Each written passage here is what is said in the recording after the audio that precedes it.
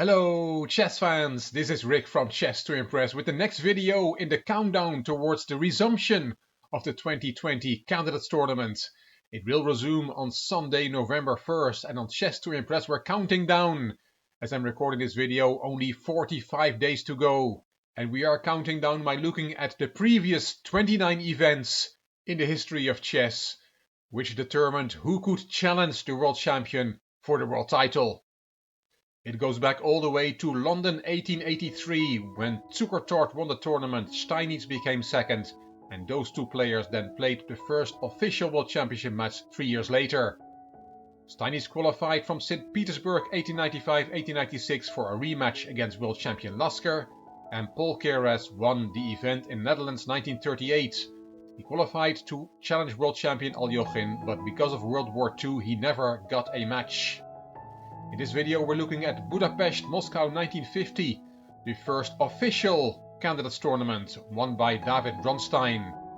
Vasily Smyslov won 2 candidate cycles in Zurich 1953 and Amsterdam 1956. Misha Tal won the next candidate cycle and Tigran Petrosyan won Curaçao 1962. After that, the Candidates Tournaments were replaced by Candidates Matches, and Boris Spassky won the first 2 cycles in Tbilisi and in Kiev. Bobby Fischer qualified by beating Tigran Petrosyan in Buenos Aires 1971 for the match of the century against Spassky the year after. Anatoly Karpov beat Viktor Korchnoi in the last match in Moscow 1974. Fischer did not defend his title. Karpov became world champion. Korchnoi won the next 2 candidate cycles, only to lose twice to Karpov in a World Championship match. Kasparov came on the scene by winning Vilnius 1984 and qualifying for the first match against Karpov. Karpov won 2 cycles. He beat Andrei Sokolov in Linares 1987 and Jan Timman in Kuala Lumpur 1990. And in 1993 it was Nigel Short who beat Jan Timman, and it was his turn to play Kasparov. Vishwanathan Anand won Las Palmas 1995 and he challenged Kasparov for the world title, and 1998 is a strange one. Alexei Shirov beat Vladimir Kramnik to qualify for a match against Kasparov, but he never got a match. Kramnik did and became the 14th world champion. Peter Leko won Dortmund 2002 to qualify for a match against Kramnik, which was held 2 years later. In 2007 we had a World Championship tournament, and Aronyan, Gelfand, Krishuk and Leko qualified for that event in Elista. Veselin Topalov beat Gata Kamsky and he qualified to play world champion Anand for the world title. And in 2011 it was Gelfand's turn. Magnus Carlsen won London 2013 to qualify for a match against Anand. He beat Anand, who came back by winning Khanty-Mansiysk 2014 for the rematch against Carlsen. The last 2 cycles were won by Karyakin and Kaurana, and they both narrowly lost to Magnus Carlsen. So who will win Yekaterinburg 2020? The second half will start very soon. As mentioned, we're going to look at the Budapest-Moscow Candidates Tournament held in 1950, won by David Bronstein. I already covered the decisive game of that tournament in a previous video when I was building up towards the first half of the Candidates Tournament. And to make sure we cover all 29 candidate cycles in this series, I will repost my analysis of that decisive game. David Bronstein and Isaac Boleslavsky had tied for first place at the Budapest Candidates Tournament, 2 points clear of Vasily Smyslov in third place. With 2 rounds left to play, Boleslavsky was in first place, a full point ahead of Bronstein. But in his last 2 games, Boleslavsky played short draws, but Bronstein won both his games and finished equal first with Boleslavsky.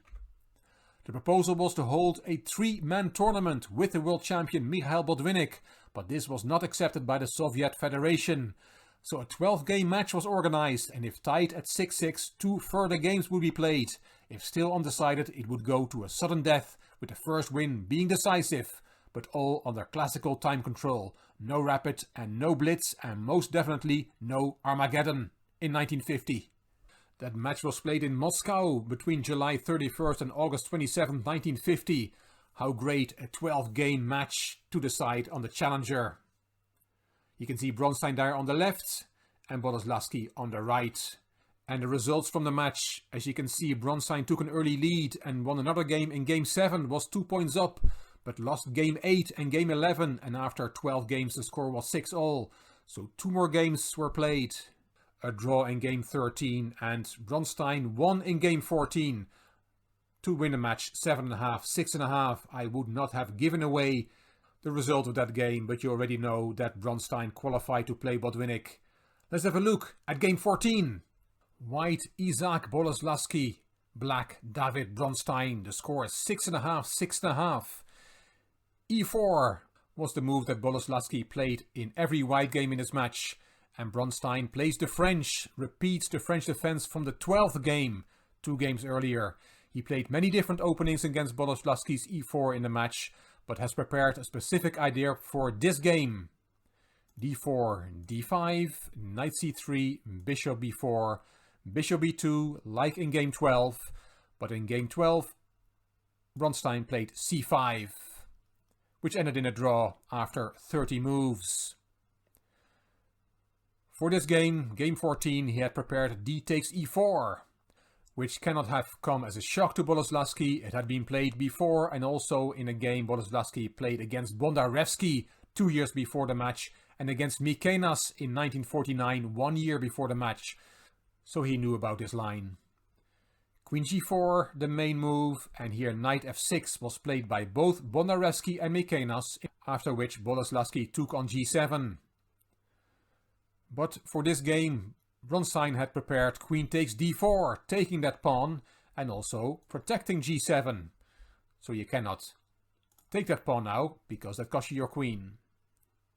It was not a new move. Boleslavsky castled queenside, and now F5 was played in all games with this variation before this Boleslavsky-Bronstein game. Then the queen goes to G3, and I presume Boleslavsky knew this variation. But after castling queenside, Bronstein plays Knight F6, and that was a new move in 1950. Hitting the queen, but now the queen can take on G7. The pawn is no longer covered by black's queen. Hitting the rook in the corner, so rook G8, Queen H6 and Bishop F8, hitting the queen again, Queen H4 and Rook G4. Black keeps kicking White's queen around. Queen H3 and Black takes a second pawn. That's 2 extra pawns for Black. White will have to show compensation for the material deficit. Nowadays the grandmasters play Bishop E2 in this line, which is the best move in the position. There was a funny game between Grandmaster Hort, who played Grandmaster Nogueras in Reggio Emilia in 1986.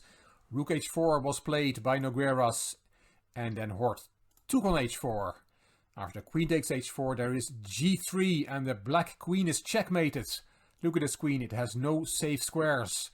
Nice home preparation from Hort.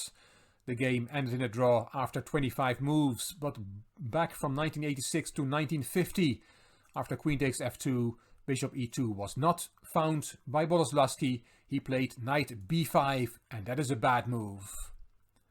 There is a threat, Knight takes C7, which would pick up the rook in the corner. So Knight A6 is a logical move, just covering the C7 square. Boleslavsky played King D1, Bishop D7 developing, Bishop E3, Queen F5, hitting the knight on B5 now with 2 pieces. Only protected once, so White has to do something about that. Knight D4, counter-attacking Black's queen. Queen G6 and Knight B3. The knight journey, Knight C3, B5, D4, B3 does not look very impressive and is not the way to show compensation for the 2 pawns. Bronstein played Knight B4, Knight E2 developing, Knight F2 D5, very active, dynamic play from Bronstein. Knight C3, those knights were swapped, and the other knight comes to D5. Bishop D4 and Rook G5 with a nasty threat of E6, E5 that would attack the bishop and it would attack the queen, so a double attack. And another threat of Black in this position is Rook H5 and the white queen has no good squares. Let's have a quick look. Let's make a silly move for White just to show the threat. Let's play H3. Of course, e5 is now a very strong move, as indicated, hitting both the bishop and the queen, but I wanted to show rook h5. And I said the queen has no good squares. The only square that looks available is g3, but that's not really available because of queen takes, h takes, and there is something hanging in the corner. So all that is threatened after rook g5, a very nice move from Bronstein. Boleslavsky saw nothing better than g4 to deal with both threats, but e5 came anyway. White is completely being outplayed here. Bishop f2, a discovered attack from the rook on an unprotected knight on d5. Bishop takes g4, hitting heavy material.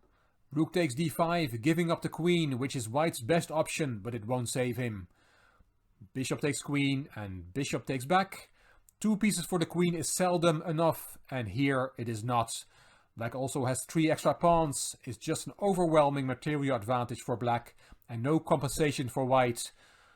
White now is trying to get some play against the black king out of desperation.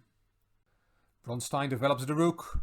That was taken, king takes, and rook d1 check. The bishop just interposed. Bishop e3, hitting the rook, and f5. Bronstein sets his massive block of past central pawns in motion and is happy to give the exchange back. Bishop takes d5 check and queen takes g5, and of course black is also winning here. Boleslavsky did not take the rook. He played knight c5, the bishop is pinned. f4, hitting the bishop, knight e6 check with a fork. Bronstein played king e7 and Boleslavsky took on a7. A dying man can eat anything. The last move of the game and of the match and of the candidate cycle of 1950 was rook g5 to h5, winning even more material. The bishop is attacked and cannot play because then the knight will fall. Boleslavsky had enough here and extended his hand in resignation. David Bronstein qualified to play a match for the world title against Mikhail Botvinnik. I covered this match in my series on the 100-day countdown to the Carlsen-Caruana match. The Botvinnik-Bronstein match is covered in video number 394. I'll copy the link to the playlist of that series in the description box underneath this video. I hope you enjoyed this video and that you'll keep counting down towards the resumption of the Candidates Tournament with me. If you liked the video, please give it a thumbs up, please subscribe to the Chess to Impress channel, and please leave a comment. I will read them all and I will reply to them all. If you liked the video, it would be great if you could share it on social media by clicking the share button on YouTube. You can find me on Instagram, on Twitter and on Facebook. This is Rick for Chess to Impress. Thank you for watching.